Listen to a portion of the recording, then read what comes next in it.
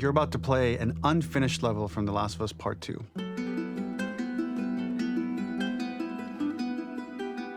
The reason we added this section is there are a few sequences, and we picked the 3 of the best ones, that we cut from the game. Often we build a game that's much bigger than what ends up being the final product. They were months away from being finished, but we wanted to give you an insight of what it's like when we built a game, because often we have this whole thing constructed and it doesn't have final art or audio or dialogue. And here you get to see the building blocks of what it's like when we first string a bunch of these levels together. This is the intro to the first deleted level, and this one is the roughest of the 3. We wanted to show more of how Jackson operates. So this is the festival where Ellie ultimately kisses Dina. This sequence would have come very late in the game as a flashback sequence while you're in the farm with Dina. And we wanted to show what is the rest of Jackson doing, and wanted to put on the stick, make it interactive. So you could see when you're outside, there are all these almost like carnival games that you can play. You could mix drinks, you could play with these kids that are playing a sort of clicker Marco Polo, sit down and listen to conversations. And all the different interactions were first or second pass, very, very early passes. The building blocks are there, but nothing is final. And ultimately, while we were very excited by this sequence, it's pretty fun and lighthearted. It just slowed things too much as we're barreling towards the end of the story at this point. So again, reminder, rough, missing audio, missing animation, missing gameplay tweaks, missing dialogue, but pretty representative of what it would have been. So enjoy.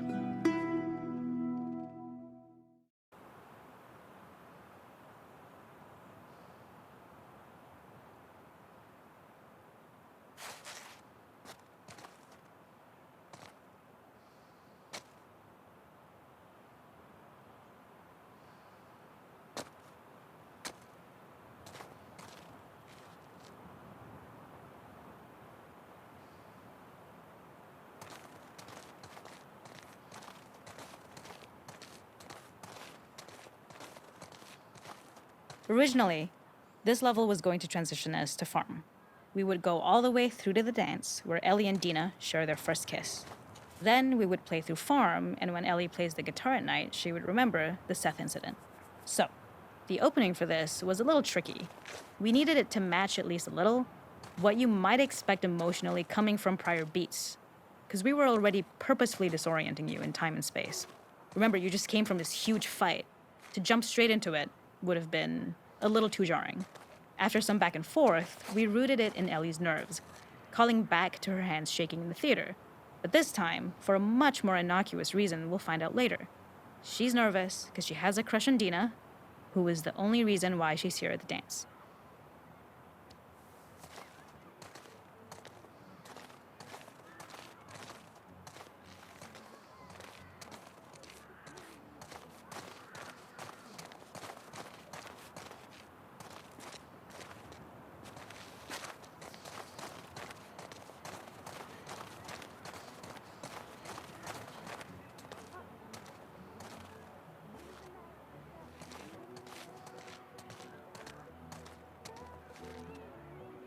Something we really wanted to do was highlight the way their lives had turned upside down since she went down this path. We had this idea of recontextualizing all of our usual gameplay mechanics that were designed for really violent ends. The workbench, door bashes, throwable weapons, and even the infected, which is my personal favorite. Peppered throughout the level are moments of levity or shared history, all the while seeing how happy and mundane they all were before her huge revenge odyssey.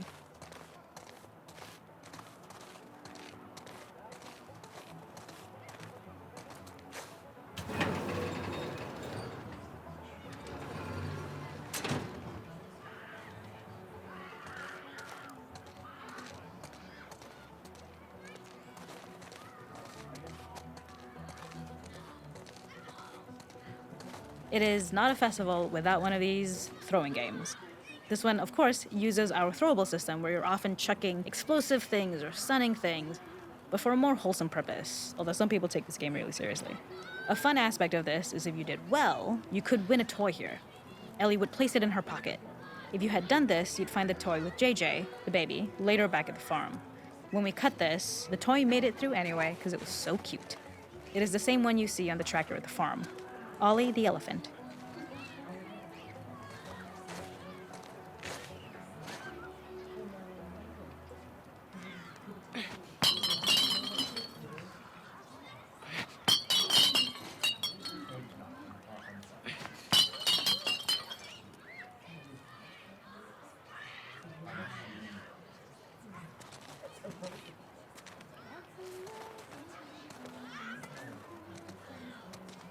The makeup artist is pretty simple.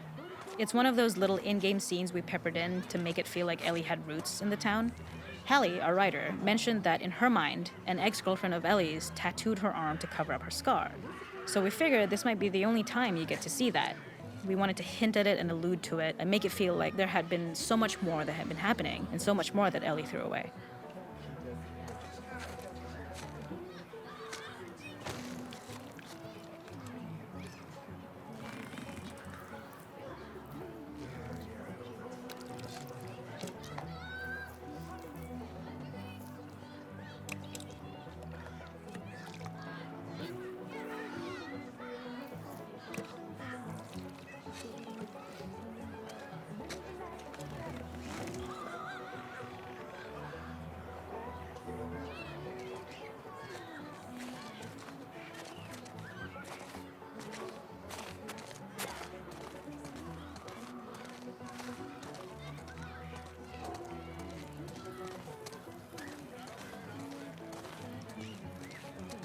We use our workbench a lot to make a lot of things that kill and maim and hurt people. Here, we had the silly idea of using the same feel, harkening back to the same animations, using the exact same UI to instead fix a drink. Like the workbench, you could pick your base and then you could add something to it. And at the time, we had some different reactions from Ellie based on how strong you chose to make the drink. Something we wanted to prototype though, before it got cut, was picking up some ingredients around to add, like a lime or maybe a bottle of someone's favorite whiskey or salt, like you were earning upgrades. We also toyed with having Ellie carry around the drink you made and occasionally sip it, psyching herself up to go talk to Dina inside because she's nervous. It got too noodly though, because she would need to keep placing it somewhere before she did anything, so it would have ended up more trouble than it was worth.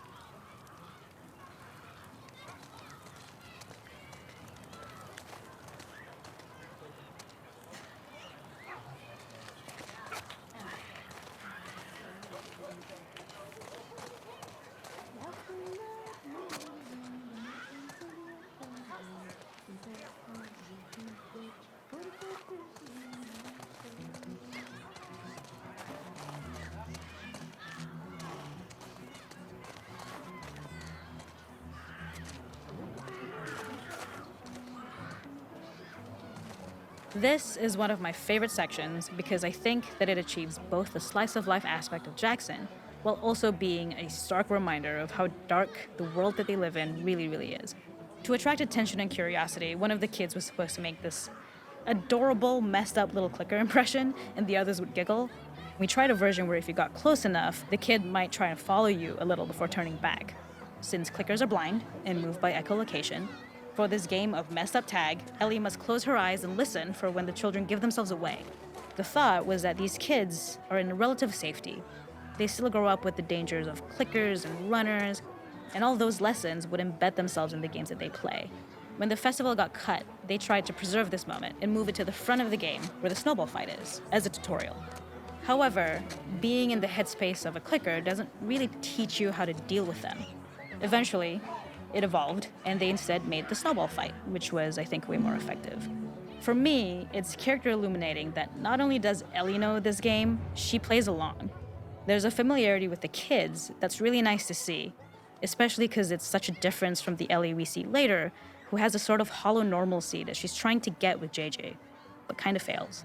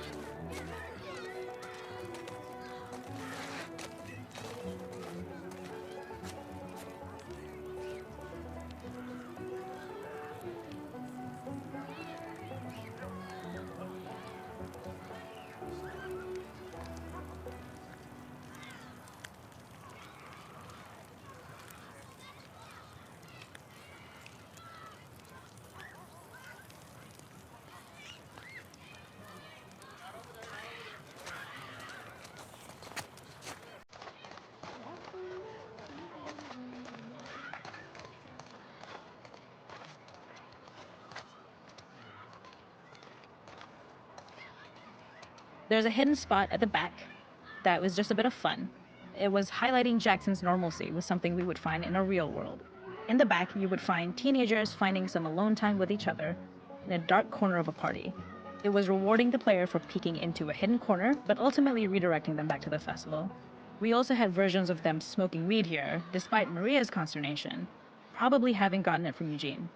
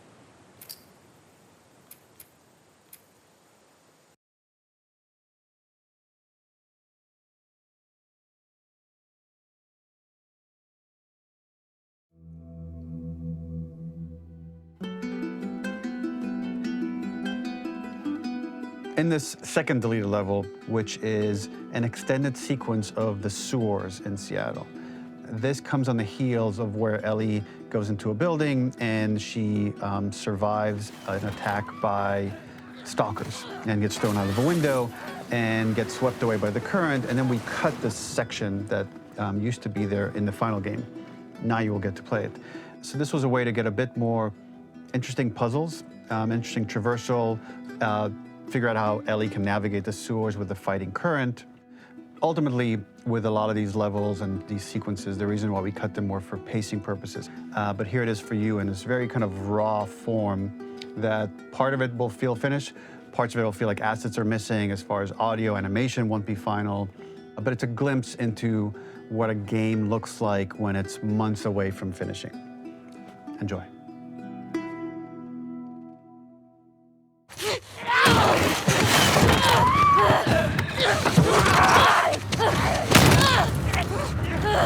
Get off of me!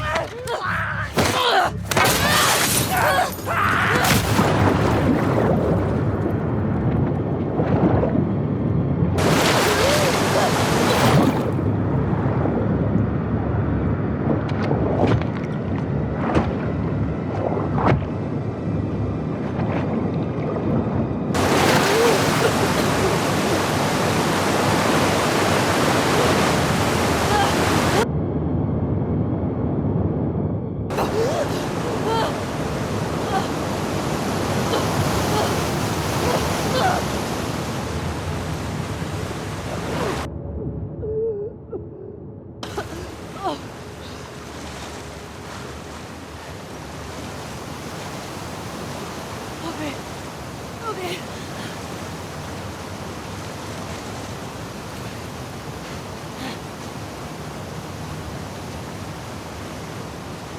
Fuck Seattle. Okay. Where the hell am I?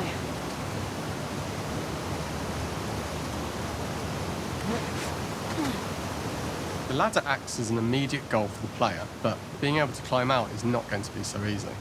To keep levels interesting and engaging, we alternate between positive and negative values the player experiences. Here, it's a positive to have found the ladder, but then a negative to discover it's not the solution. But then another positive to identify the next short-term goal of the doorway. By alternating between these opposing values, we give players what they expect, but not how they expect it. Fucking kidding me.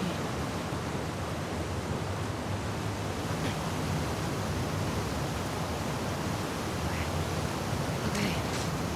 Gotta be another way out.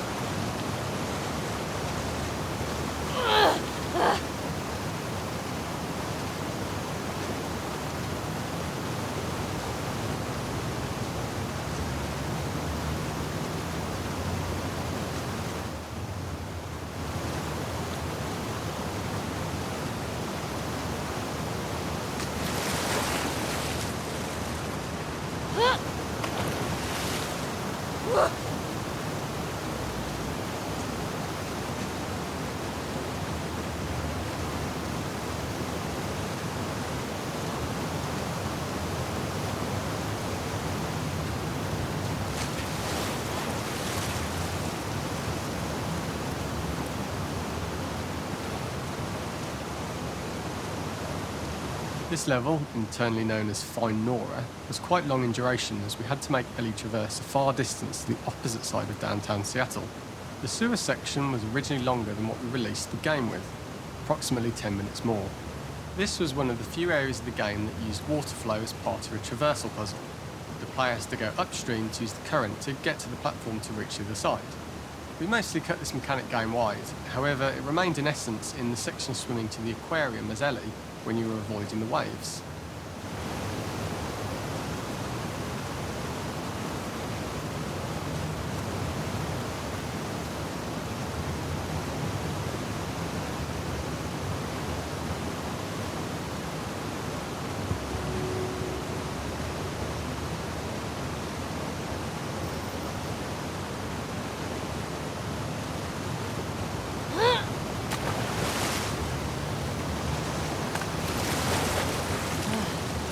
Almost had it.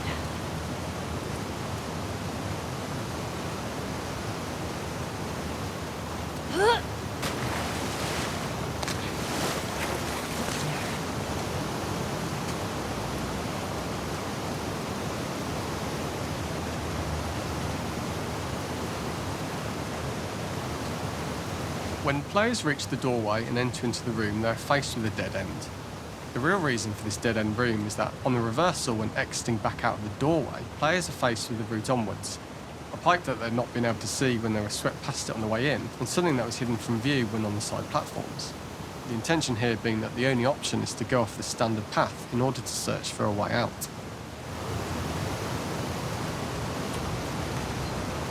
What have we got here?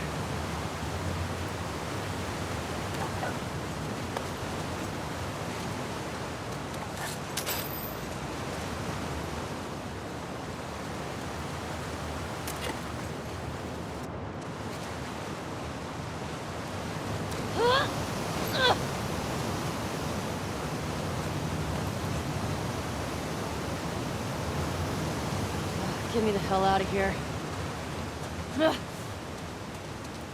Throughout the rest of the level, we also used light to indicate to the player that they were heading in the right direction. At each turn, however, we blocked the direct route forward. Players would know that they just have to keep finding alternative paths, promoting those feelings of being desperate and trapped. We slowly introduced the player to consider climbing into smaller pipes and crouching in these tight spaces. This is to slowly build up to, and encourage, the player to climb into such a small pipe that they'd have to be crawling on their stomach, which is something that the player previously may not have recognised as a playable space, let alone the desired route they need to take. Up and out. Just keep going up and out. We added a tiny space just to reward the player's exploration with a pickup item, and we made sure it was something that made sense that you'd find in this area. A canister and all the garbage that had been washed into the sewers from the surface.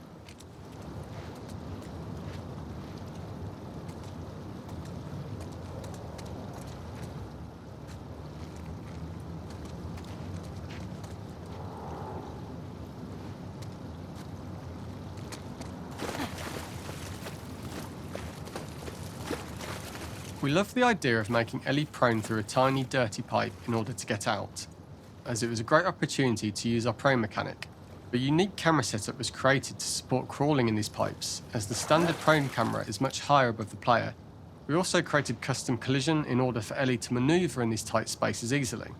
Initially, the oblong collision capsule around her character caused issues crawling around corners, but we put extra effort into the custom corner collision so the movement experience is as smooth as the main game. Fuck.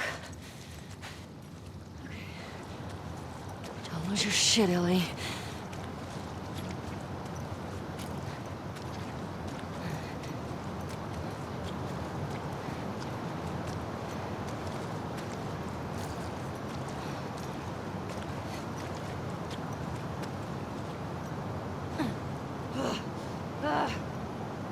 In order for the player to feel cramped, claustrophobic and desperate, we'd been enforcing the traversal mechanics that allow for a tight environment which promote these feelings. We introduced the use of the squeeze-through so that we can keep the player feeling enclosed and tight, but without repeating the same geometry.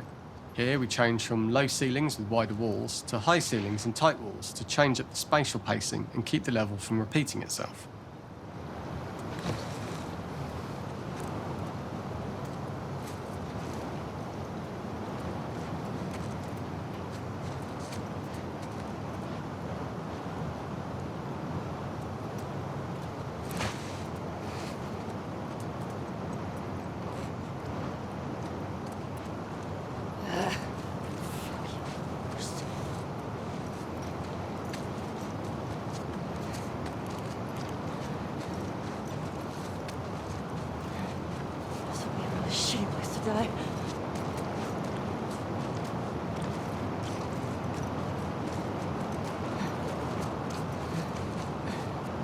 Originally, we had the waterline much higher here, so players had to swim through this tight tunnel.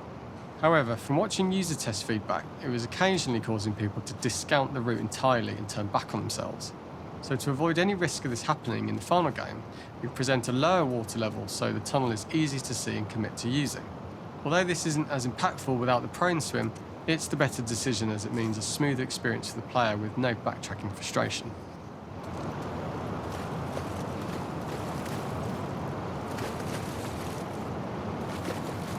As we surface from the water and over the crest of the slope, we reveal what is further in this tunnel. A clicker that has sprouted and the fungus has grown on the sides of the pipe.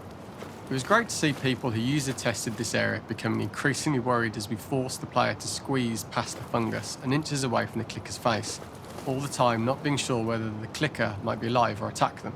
Although we aren't as cruel as to force a clicker attack in such close proximity, we do have a payoff for this moment. This clicker momentarily turned into Joel to show Ellie's PTSD from what happened to Joel at the start of the game. Ultimately, we decided to save this moment for the farm level, as it was more impactful there because it could become the centrepiece of that experience. Whereas in the sewers, we weren't able to make it as much of a narrative point and give it the breathing room and reaction time that it deserves, given the tight space.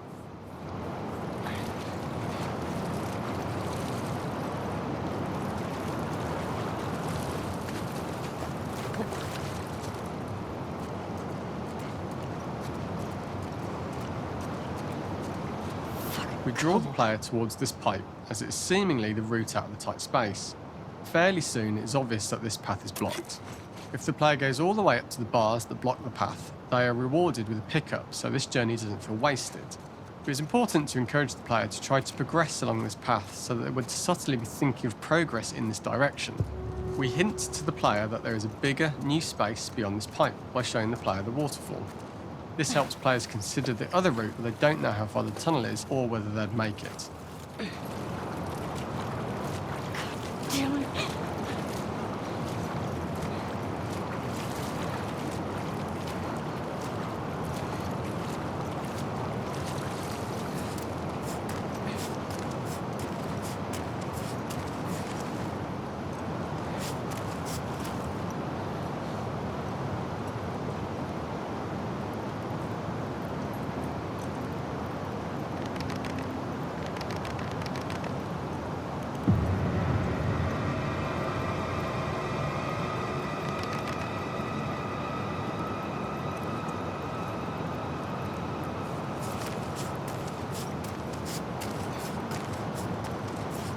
Oh, shit!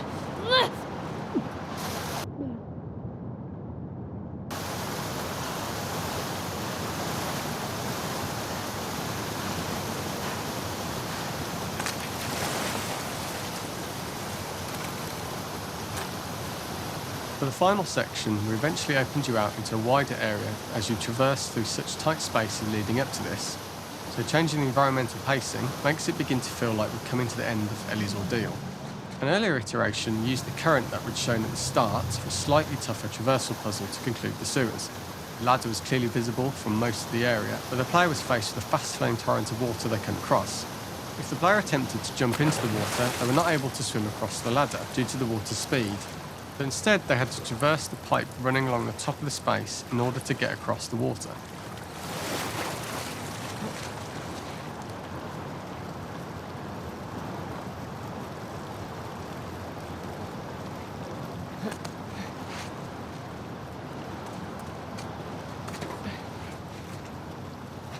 Using this pipe was retained in the iteration we shipped with, as it's the last of the extreme methods Ellie has to undergo in order to escape the sewers, and what she will go through in her pursuit of revenge.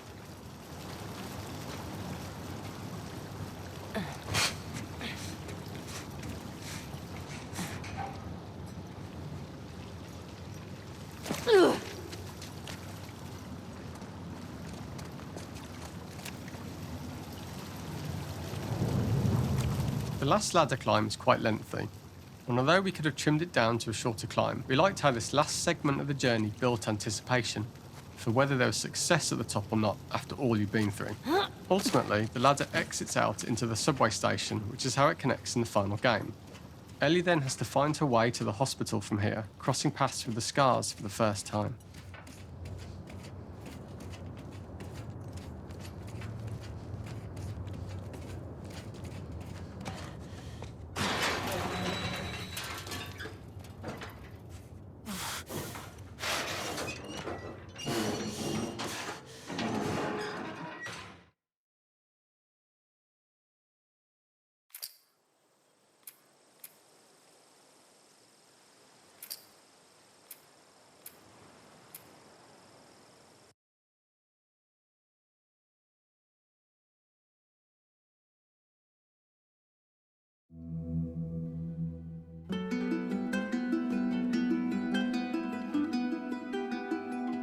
For this third and final deleted level, what we call the boar hunt sequence, this was a sequence pretty late in the game. It was right after the whole Seattle Abby sequence where Abby spares Ellie.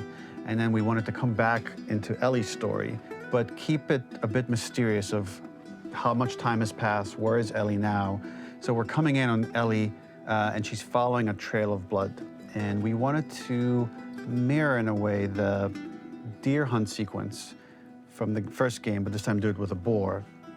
And there's something with Ellie that now she can't let go of this violence. She's pursuing it, even against this innocent animal.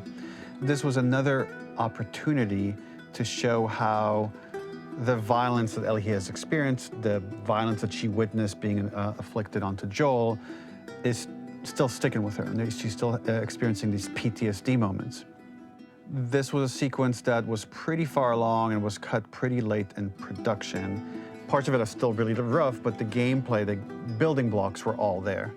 I think you'll have fun to see, like, again, a rough, unfinished sequence that you can play. You can see all the way to the end, and including a cinematic that we end up cutting. And the remnants of the sequence ended up being mentioned in Ellie's journal. So this part of the story that we developed still made its way into the game as kind of optional stuff that you could read about, but here you get to experience it. So as a reminder, this is pretty rough, months away from being finished, but you get to see it now.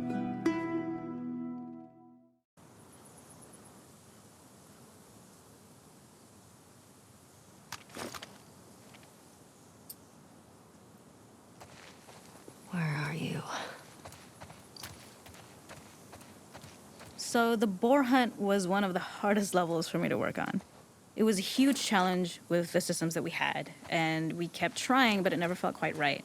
Originally, the level happened after the Jackson Festival, which also got cut, but before Farm. Once the festival got cut, it became the prologue to Farm. The intended experience is that we jump forward in time after the fight with Abby in the theater. We don't know where Dina is. We likely assume she's dead because she was just bleeding out. Ellie is alone. Her hair is short. So maybe this is the future or the present. And she's hunting. Hunting who? Abby still?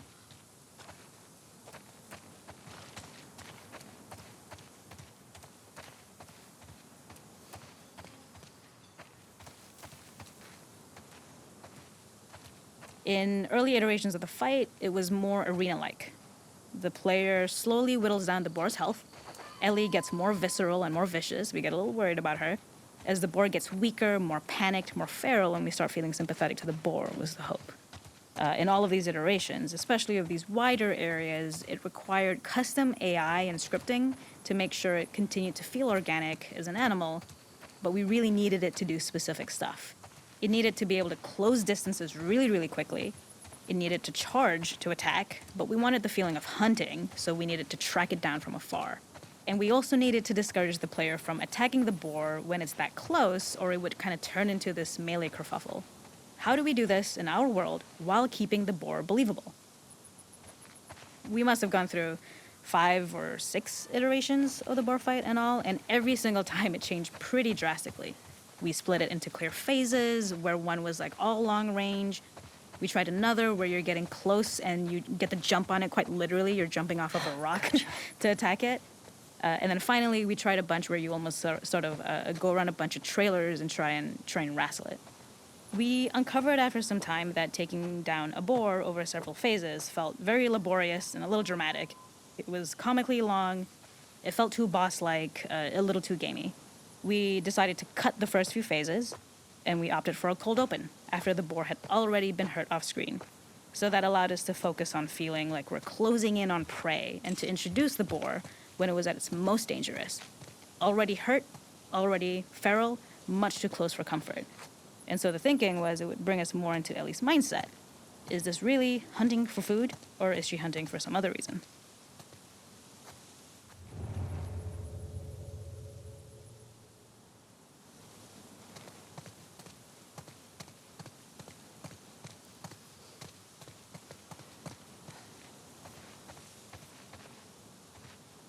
Gotta get in there.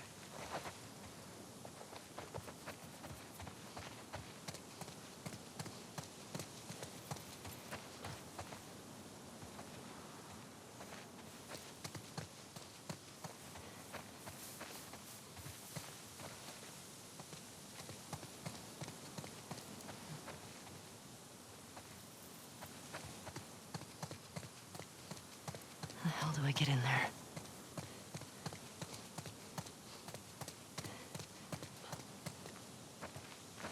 The gas station was built to highlight the bore's destructiveness. Since it's cramped, the bore feels larger. We also feel trapped with it, though perhaps it's trapped with us. When it charges, it gets to us quickly, so we must be on our toes. This made it more aligned with Ellie's sort of hunting for trouble mindset. Listening became more important, as well as moving around slowly so it didn't hear you. Could you spot it before it saw or heard you? And could you get a shot off quickly enough so you could dodge out of the way? Or is the shot worth the cost after? It feels like a gamble. By the end of the fight, everything would likely be in shambles. The boar would burst through the back, and Ellie would follow it and finally enact revenge.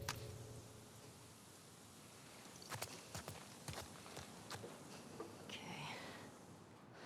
I can't see shit.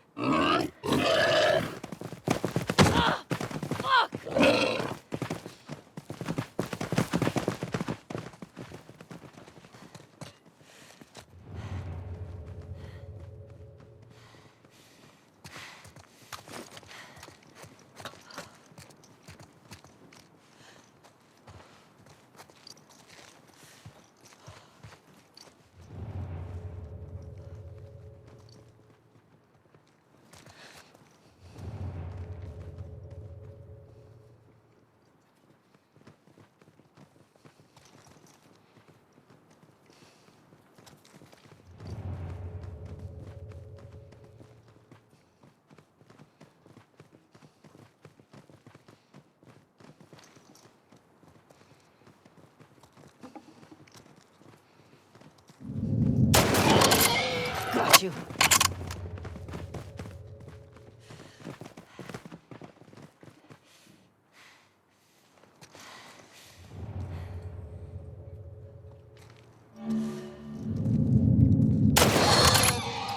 It's over. Nowhere to run.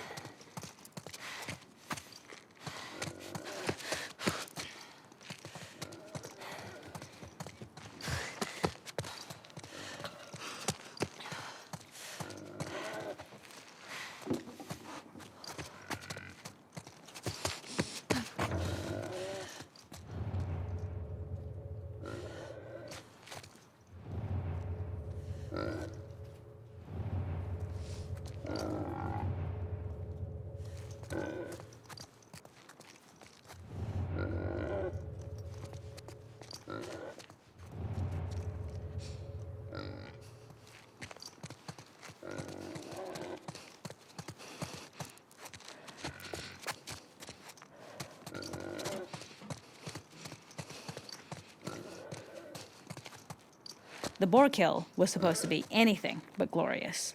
With the boar whimpering at the back of the gas station after Ellie's relentless hunt. After this, hearing the drone that we kind of come to associate with Ellie's trauma, we would hard cut to the stream where she's washing her hands and holding rabbits that she hunted, about to return to Dina. And there would be no mention of the boar.